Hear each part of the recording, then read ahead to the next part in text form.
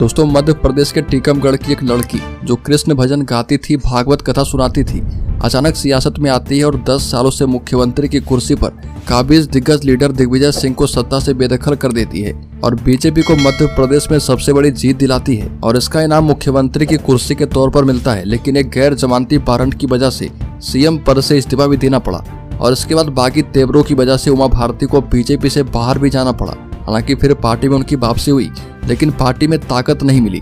चलिए आपको मध्य प्रदेश की मुख्यमंत्री रही उमा भारती की पूरी कहानी बताते हैं। उमा भारती का जन्म 3 मई 1959 को मध्य प्रदेश के टीकमगढ़ के डुंडा गांव में हुआ था। उन्होंने 6वीं क्लास तक की पढ़ाई की और उसके बाद वो कथावाचक बन गई।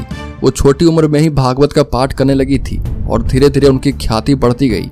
राजमाता विजया राजे सिंधिया ने भी उमा भारती के बारे में सुना और उसके बाद उमा राजमाता के करीब हो गई और साल 1984 का साल आया। राजमाता ने उनको खजुराहो से बीजेपी का टिकट दिलाया, लेकिन उमा भारती को हार का सामना करना पड़ा और इस दौरान संघ में उनका संपर्क बढ़ा। साल 1989 के चुनाव में खजुराहो से फिर से उनको टिकट मिला और इस बार वो सांसद बन गई और साल 1991 में फिर से इसी सीट से वो सांसद बनी। दोस्तों, बता दें कि उमा भारती ने जोर शोर से राम मंदिर आंदोलन में भी हिस्सा लिया। उनके भाषणों का कैसेट बांटा गया।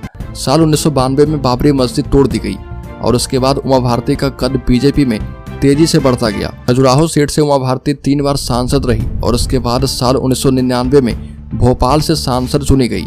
अटल बिहारी वाजपेयी सरकार में उनको मंत्री बनाया गया और साल 2002 में उमा भारती को मध्य प्रदेश का अध्यक्ष बनने को कहा गया, लेकिन उन्होंने इनकार कर दिया।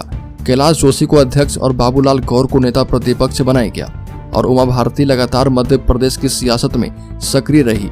मुख्यमंत्री दिग्विजय सिंह के खिलाफ खूब आंदोलन किए और उमा भारती का कद बढ़ता गया और फिर आया वो दिन जब उमा भारती को सीएम चेहरा घोषित किया गया।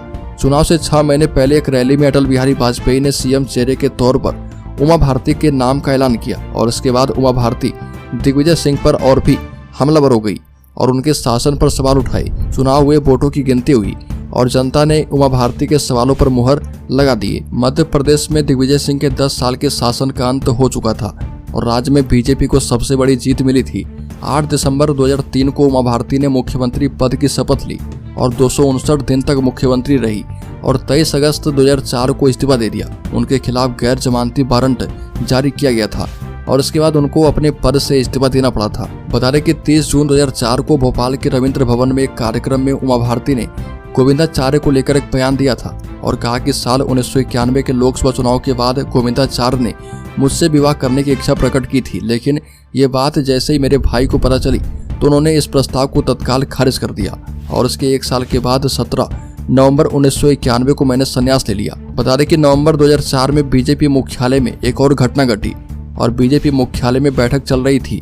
पार्टी अध्यक्ष लालकृष्ण आडवाणी ने कहा कि उमा भारती, मुख्तार अब्बास नकवी और शाहनवाज हुसैन जैसे नेता एक दूसरे के खिलाफ बयान क्यों देते हैं, मुझे अच्छा नहीं लगता और ये तरीका बंद होना चाहिए।